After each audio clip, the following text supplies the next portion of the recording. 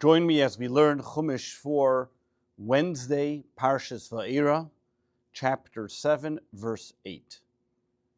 Yesterday, the Torah tells us as Moshe and Aaron prepared to come to Pharaoh, Moshe is 80 years old, Aaron is 83 years old, and they are there with the mission that God tells them that he will harden Pharaoh's heart, but eventually Pharaoh will allow the Jewish people to go, but not before the great plagues and punishments that will be brought upon him. And today we continue as God tells Moshe the instructions he should do as he comes before Pharaoh. Verse 8. And God said to Moshe and Aaron as follows. Verse 9. When Pari will speak to you, Lamer saying, Tunu lachem moifes, give and produce some type of miracle, some type of marvel. V'amarta la'aron, so you'll say to Aaron, Moshe will then say to Aaron, Kach esmatcha, take your staff, v'hashlich lifnei Pharaoh, and you'll throw it down before Pharaoh, in front of Pharaoh, Yehi lisanin, and it will become a serpent. Rashi, what does it mean that he's going to ask for a marvel, for some type of miracle? Moifes, what does the word moifes mean? Ois, a sign. To tell us or prove to me that the one that sent you is actually somebody of value, that I should need to listen to him, that I should then send the Jewish people. Lisanin, what does the word sanin mean? Nachash, means a snake. Verse 10. Moshe and Aaron came to Pharaoh, and they did it so, just like God said, as God has commanded. And Aaron threw his staff down in front of Pharaoh, and in front of his servants, and he became a serpent. Verse 10, Lisanin, Nachash, a snake. Verse 11, so Pharaoh too summoned his wise men, and to his magicians, and they did as well. Chartume Mitzrayim, the magicians of Egypt, the people that knew how to make the magic there, bilahateyem kain, with their incantations, with their pronunciations, what they were able to say, as Rashi explains what the word bilahateyin means. Rashi, bilahateyin, verse 11, the word bilahateyin is as the Targum translate bilachashein, with their cantations. Meaning, we don't have any similar word like this in the verse. Ladamis, the only thing we do have something similar is la tacherev misapeches. In the earlier on in the book of Genesis, when it talks about the Garden of Eden, that it was protected by God, put a sword that was very sharp on the outside of the Garden of Eden to protect the tree of life. How was it turning over? How was it constantly moving? That was through a verbiage, through a cantation that was said. Verse 12. And each one of them threw down his staff, and they became snakes, turned into serpents. However, what happened was then Aaron's staff, even though it was once again already a staff, swallowed up their staffs as well. Rashi explains,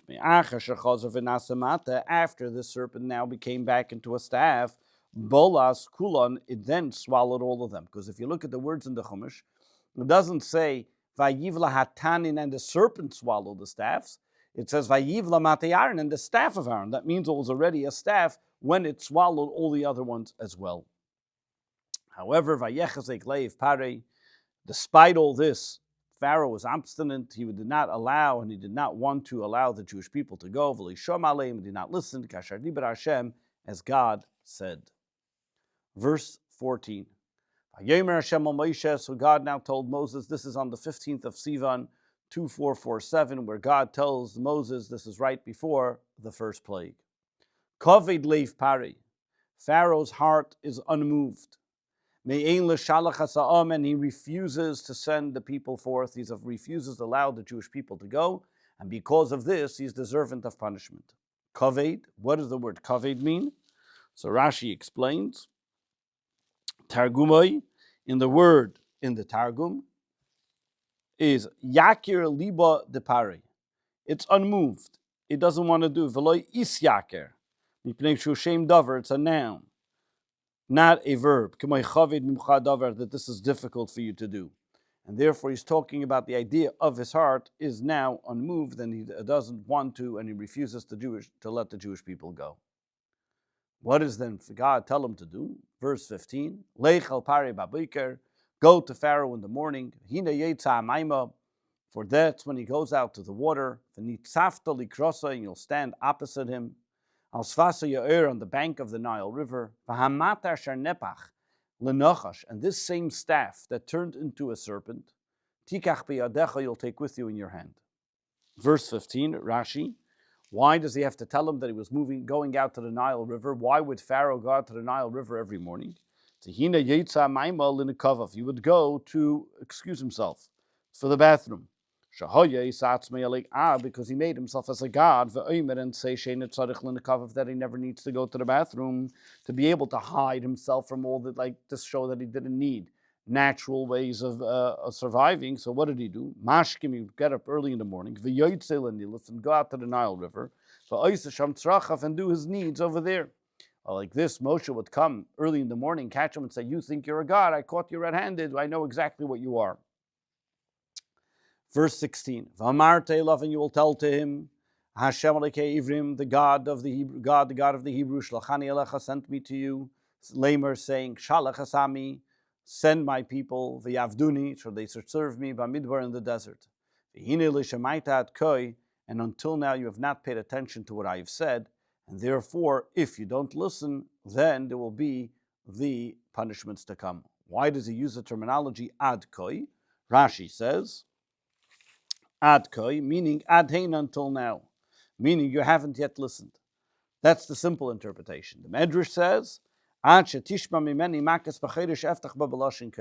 you're not going to listen until I finally use the terminology of koi. So, as we see that Moses says, when it comes to the 10th plague of the firstborn, he says, Koi amar Hashem, so said God, kechatzis halayla, at about midnight will then occur the plague of the firstborn. Verse 17, Koi amar Hashem, now this is what God had to say. With this you will know Hashem, that I am God. With this I am now going to strike with my staff. Asher biyadi, that's in my hand, alamayim, on the water, asher biyar, that's in the Nile River. V'nefchul adam, and all the water will turn to blood. Verse 17, Rashi, so what if it's going to turn to blood? Why is he first starting with the Nile River? Because there was no rain in Egypt, v'nilus oilo mashkes haaretz, and the way it worked was that the Nile River would rise and then overflow, and because of that it would water all the different banks and rivers and swamps that were in Egypt, umashkes haaretz, and then give water to the land. Mitzrim oivdom l'nilus. So the Egyptians would serve the Nile River as their god, because that was their source of their sustenance. Therefore, therefore the first thing that God did was plague and punish their God, and then punishes them with the rest of the plagues as well. Verse 18, and the fish that is then in the river, Tamus will die, and the river will become putrid, disgusting, and the Egyptians will grow weary of trying to drink water from it. 18, Rashi, v'nilu Mitzrayim, and the Egyptians will grow weary, they won't want to, meaning they'll have to find some way, levakish refuah, to find some idea or correction or way or healing, l'mei for the water of the Nile River, sheyiu you'll nishtas, that'll be able to drink from it. And they're going to be working for no reason, because since there's no way that they're going to be able to fix it. Verse 19, Vayomer Hashem al Moshe, and God says to Moses. Now this is on the 8th of Tammuz, as we're soon going to see that each one of the plagues took about a month. And over here we see, now he says as follows, Vayomer Hashem al Moshe, and God says to Moses, Emer al Aaron, speak to Aaron, kach matcha, take your staff, uneteyat chalamei mitzrayim, and raise it over the waters of Egypt, al naharoisam, over their rivers, al yoireim, on their canals, val agmeim, and on their ponds, val kol mikvim emayim, and anywhere that there's a body of water, The yiu dam, and it will all turn to blood. The haya dam b'chol eretz Mitzrayim, and there will be blood throughout Egypt. Be'etzim u'ba'avanim, even in vessels of wood and stone, all of it will turn to blood. That means even water that had already been stored in those vessels will turn to blood as well, as we see in Rashi. Emer el Aaron. Why did he have to tell Aaron to do it? Because the Nile River protected Moshe when he was put into it in his basket. Therefore, he was not the one to put the plague on the river. Not not by the plague of dam, of blood, and not by the plague of the frogs. The luck al Yadei Aaron, and they were done through Aaron. So over here we learn a very important mitzvah, a very important concept of reciprocation or showing gratitude, that because the Nile River protected Moshe, he did not even symbolically do anything that may harm it.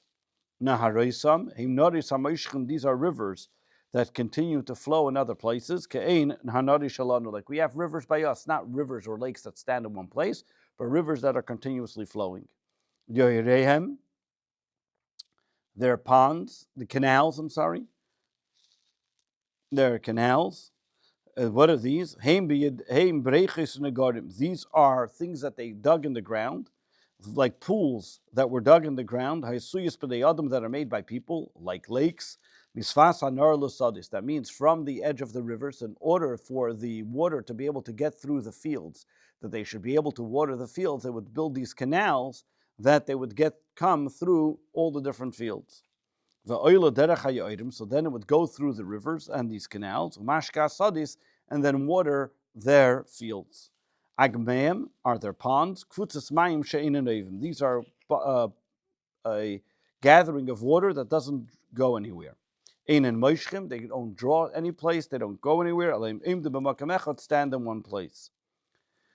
B'chol eretz Mitzrayim, everywhere in Egypt, meaning even in places where water was already included or collected, those that were collected b'merchatzois, in their bathhouses, b'ambatyois, and in their baths, that were in people's homes, they also those turned into blood. Including mayim, including water that was already in wooden vessels or in stone vessels, all those became blood as well. That means even if the Egyptians would have gathered water earlier, anywhere where there was any gathering of water, or their cups, or whatever it may be, all turned to blood.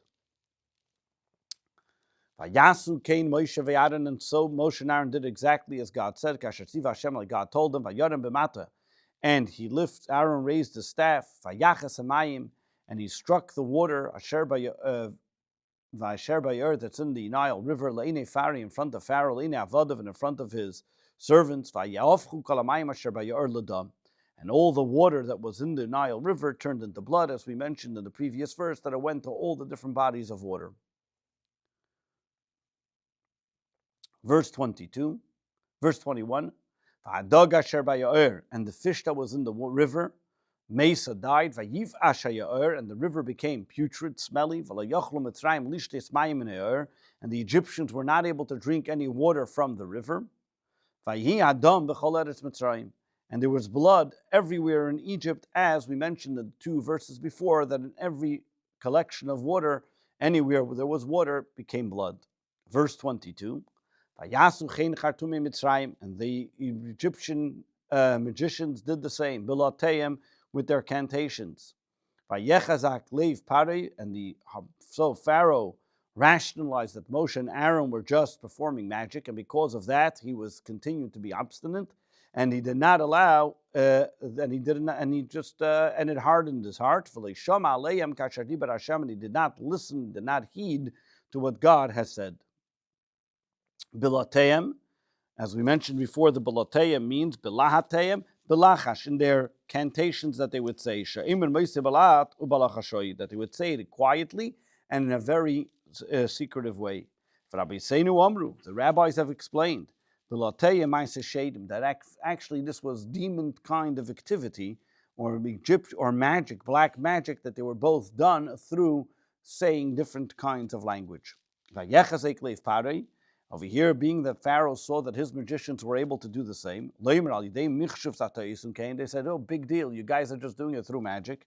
You're just probably doing something, like an example. He's giving, over here Rashi is giving a metaphor like that Pharaoh would say, for example, if there's a city which is called Ephraim, which was full of straw, and all afata mivim mechshuvos l'mitzrayim chekulik shafim. He's like, tells them, big deal that you're doing magic here. You're coming to a place where everybody is so prolific in magic, and you're showing us that you can do magic. It's like there was a place called Ephraim, with that Ephraim that had plenty of straw, and you're bringing straw. Like, what are you coming to sell here? We have plenty of it.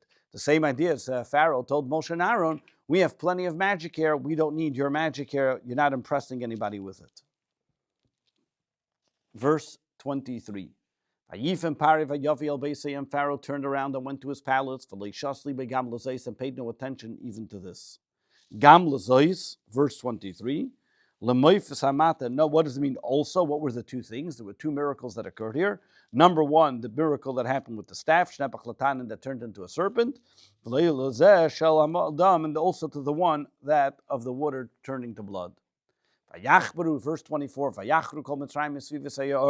and all the Egyptians dug around the river looking for drinking water, to find water to drink, because they were not able to drink any water from the river itself.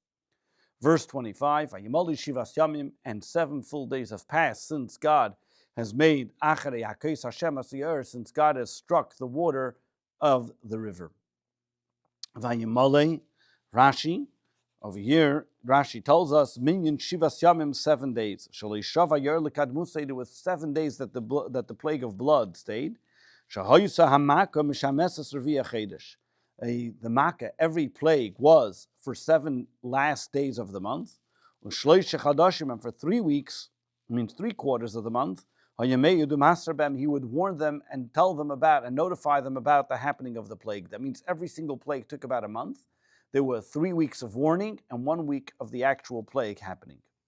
Verse 26. And God says to Pharaoh, Baal Pari, go to Pharaoh, V'amar to love, and you will tell him, Kayamar Hashem, so said God, Shalach esami v'yavduni, send forth my people so they should serve me. Verse 27. However, if you refuse to let them go, I will plague all your territory with frogs. Rashi, if you continue to refuse, the word ma'in comes from mo'in, misarev, la'ela, kina ha'adam al shema mifal. He put the person on the action of what's happening. K'moy shalev, sheket, sarv, za'if. A person who does a certain type of behavior, he calls that individual that kind of behavior. Noikev's kol gvulcha, maka, he's going to strike. Anytime that there's using the terminology noigev or magefa, plague, means that people are dying. Loshin maka also doesn't mean specifically that somebody is dying. Loshin maka means a striking, a plague that's happening. They struck a woman who was pregnant. Loshin misa doesn't mean specifically the woman died. It just means that the person was hit by something. So too we find in the book of Jeremiah, before your feet hit, or in Tehillim, where it says that the stone should hit your legs. So the word nagef means to hit, to strike, not necessarily doesn't mean that somebody's going to die from it specifically. Verse 28. And the river will then swarm with frogs. And they will come up, and they will come in your homes, and in your bedrooms, and on your beds, and the homes of your servants, and by your nation, and in your ovens, and in your kneading bowls. Rashi, verse 28, v'olu min ha'ya'ir, the frogs will come from the river. That's the beginning place, the lowest place in Egypt, and from there will gradually go to beveisecha, to your homes, and afterwards into the homes of your servants, meaning it's going to start with Pharaoh, and from there, because since you're the first one that decided that you don't want to let the Jewish people go, therefore you're the first one that's going to get hit by it, and from there will continue to go to the rest of your nation. As we see later, it says that we see earlier, he said to his nation, let's hurt the Jewish people, and therefore from him started the plague. Verse 29, the frogs will enter into you and through all your people. Yalu and all your servants. Yalu atzvardim, the frogs will go into. Didn't he already say before that it's going to go into your homes of your servants and so on? So he explains over here, it goes, in you, in your stomachs, you're going to swallow it. They're going to go inside the bellies of the individuals into the stomachs, and you're going to hear them groaning and making all the noises while they're in the stomachs of the people. Chapter 8, verse 1. God says to Moshe, tell Aaron, tell Aaron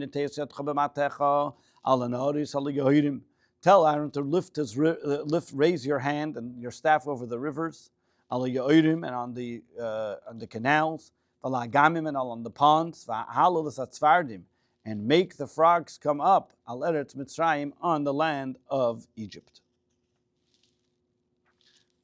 Verse 2, and Aaron raised his hand al Meimi Mitzrayim on the waters of Egypt, Vatal Hatzvardeya, and the swarm of frogs came up, Vatachas Eretz Mitzrayim, and covered Egypt.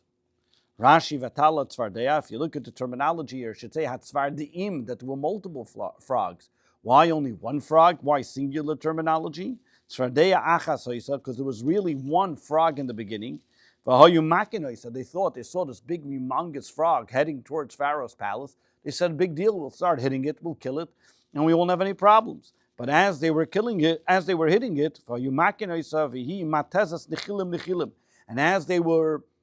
the frog, swarms and swarms of frogs were coming from it. That is the simple interpretation. That is the medrash interpretation. And according to the simple interpretation, Yeshlemer, one can say, the swarming of frogs is used in a singular terminology. And that's why he says, Vatala Tzvardeya, and the Tzvardeya means that the swarm, the idea, the plague, the swarming of the frogs came up, which is a singular term. We find this later on by the next plague when it comes to the lice, Vatiyakinam, Rechisha Vatala Tzvardeya, which means Grinurlia Blaz, which tells us a group of swarms of frogs that came up. Verse 3, and so too the magicians of Egypt did balatain with their cantations, with their language, and they brought up frogs over Egypt as well. Verse 4, Pharaoh called Moshe and Aaron. He summoned them. And he said to them, Atiru al Hashem, entreat upon God, ask Hashem, and he should remove these frogs from us. Mimeni, from me, Miami, from my nation, Vashalchasam, and I'll send forth the people, the Yizbechul Hashem, and they may bring sacrifices to God. Moshe said to Pharaoh, Yispoir alai, flatter yourself. Lemosai atir lechol avedecha. For what time? Flatter yourself at my expense. Because for what time shall I pray for you and your servants, and your nation, to eradicate the frogs, mimcha, from you, umibatecha, from your homes, that they should only remain in the river. So Rashi says, what does it mean? He spoir alai. What was he telling him over here in this case? What does it mean? Flatter yourself. Kemoi, meaning it doesn't come, the word hispar usually comes from the word pe'er, beautify. Kemoi, hayispoir agarzen alachaytzev. Do you think that the axe says, oh wow, what kind of wood chopper? That he won't tell to the wood chopper, I'm greater than you. V'chein hispar alai, hishtabach, recognize, lischakim v'lishal davar gadav v'lemer shal yuchal asaysai. Then Moshe says to Pharaoh, wow, you have come smart. You recognize that you need to ask something that you cannot do on your own. You think you're that great, but over here you've come to identify something that you think that you're daring me to do something that you don't think I can do, which is to ask God to remove the frogs. L'mosai atir l'cha. What was Moshe saying here? Eis asher atir l'cha hayom. Are you asking that I should ask of God, alachrosat safardim, that I should take away the frogs? L'mosai tirtza shichrusu. Pick a time. When don't you want it anymore? When should we get rid of it? V'tira and see him ashlum devari, if I can actually do l'moyed shetikpali to the time that you say. Ilu nemar, if you would say Mosai atir, when do you want me to pray? Mosai v'emispal. What should I start? What time should I start praying? Achshav nemar limosai, because he uses the terminology limosai. To when mashma ni ayim espal alecha. I will daven today. I will pray today. She yikarsu asfardim, that the frog should stop. Lizman shetikbali, to a specific time that you will like. Ember le'eza yem shetirtza. Tell me what time you want, which day you want. Shikaresu, they should go away. Now, Rashi adds, what is the word atir? How do we know it means to pray? Atir, hatiru, vertarti, v'lemer etar, itur, isra, v'sartim, neshekoloshin, osir, harbres, pelel. Every time you find the word osir, or this type of root word of aleph, ayin, taf, resh, means to pray a lot. Chashayomer, harbo, arba, v'besi, loshimafil, kachyomer, atir, atiru, vertarti, dvorim, v'ov, lekulam, v'tartam, alay, Rashi is telling us a grammatical rule over here. When we want to talk about you shall do, he's going to use the same terminology and gives different examples for this terminology as well. So what is Pharaoh answer? Yes, now that Moshe gave him a request, Pharaoh has preferred to get rid of the frogs immediately, but he still thought that Moshe and Aaron were just practicing magic. So therefore, what does he reply? Vayemer, he says, L'machar, tomorrow. He says, you know what? Pray now that they disappear, at least by tomorrow. Vayemer, and he said, Kidvarcha. Moshe responds, exactly as you say. Why is it going to happen exactly tomorrow? L'man teda. This way you can know, Ki ein kashem alekeinu, so that you recognize that there's none like God, our God. Verse 6, Vayemer l'machar, Yispalel hayoim. Pray today, sheyikarsu l'machar, that they should stop tomorrow.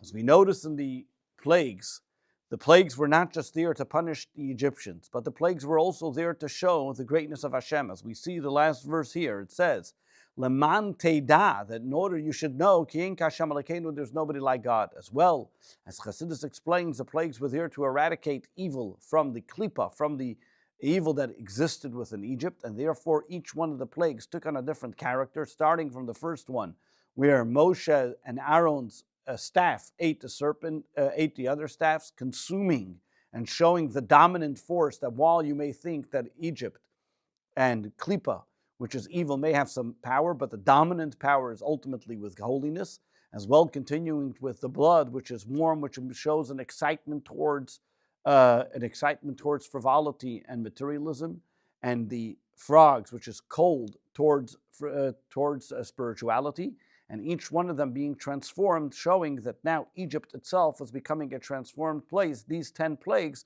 were not only punishing the Egyptians, but also transforming the Jews and bringing the recognition and understanding and appreciation of the greatness of Hashem. This concludes the fourth Torah reading of Parshas Vaeira.